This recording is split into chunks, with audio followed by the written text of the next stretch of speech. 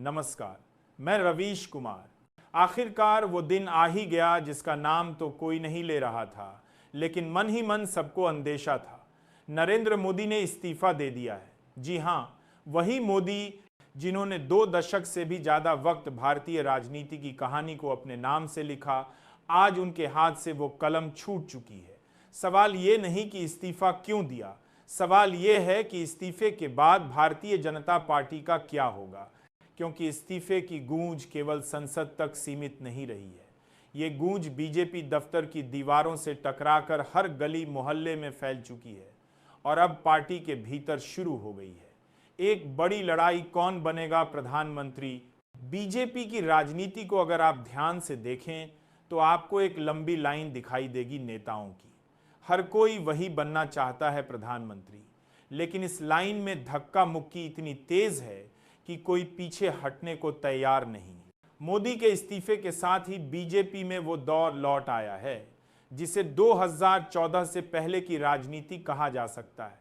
तब बीजेपी गुटबाजी में उलझी रहती थी। एक खेमे का नेता दूसरे खेमे को नीचा दिखाता था, लेकिन जैसे ही मोदी आए सबके झगड़े खत्म हो गए। एक नेता, एक चेहरा और सब उसी के इर्द गिर्द घूमते रहे। मगर आज तस्वीर पलट चुकी है। इस्तीफे के बाद पहली बड़ी लड़ाई है राजनाथ सिंह और अमित शाह के बीच।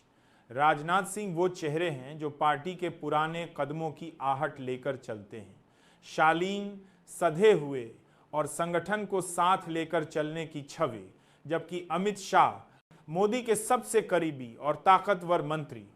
उनके बिना मोदी की राजनीति की कल्पना अधूरी मानी जाती रही है।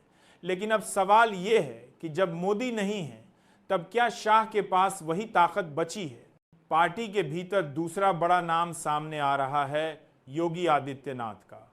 उत्तर प्रदेश के मुख्यमंत्री जिन्होंने अपने कार्यकाल में कठोर छवि बनाई। राम मंदिर का उद्घाटन उनके राजनीतिक करियर का चरम माना गया। समर्थक कहते हैं कि योगी ही वो चेहरा हैं जो हिंदुत्व की राजनीति को आगे ले जा सकते हैं, मगर विरोधियों का तर्क है योगी के पास राष्ट्रीय स्तर का अनुभव नहीं है।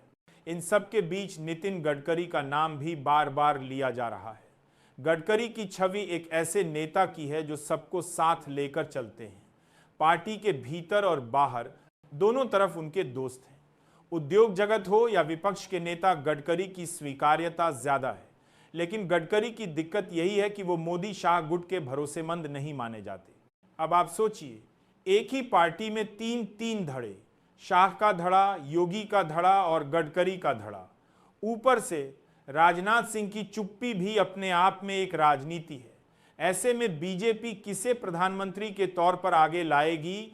इस्तीफे के बाद ये लड़ाई केवल पार्टी दफ्तर में नहीं बल्कि मीडिया की सुर्खियों में भी छा गई है। हर चैनल पर बहस यही है, मोदी के बाद कौन। मगर शायद ही कोई ये सवाल पूछ रहा हो कि जनता के बाद क्या। जनता जिसने 10 साल तक मोदी के चेहरे को वोट दिया, जनता जिसने बार बार मोदी के भाषणों में अपने सपनों की तस्वीर ढूंढी, वो जनता आज खाली हाथ खड़ी है। क्योंकि मोदी के इस्तीफे के बाद बीजेपी की राजनीति में जनता नहीं, सिर्फ कुर्सी बची है। मोदी ने जब इस्तीफा दिया तो उनके चेहरे पर अजीब सी थकान थी, जैसे किसी ने सब कुछ दे दिया हो और अब देने को कुछ बचा न हो। मगर उनके पीछे पार्टी में छिड़ी लड़ाई में कोई थका हुआ नहीं दिखता। सबके चेहरे पर वही चमक है, प्रधानमंत्री बनने की चमक। ये भी देखना दिलचस्प होगा कि इस लड़ाई का फायदा कौन उठाता है।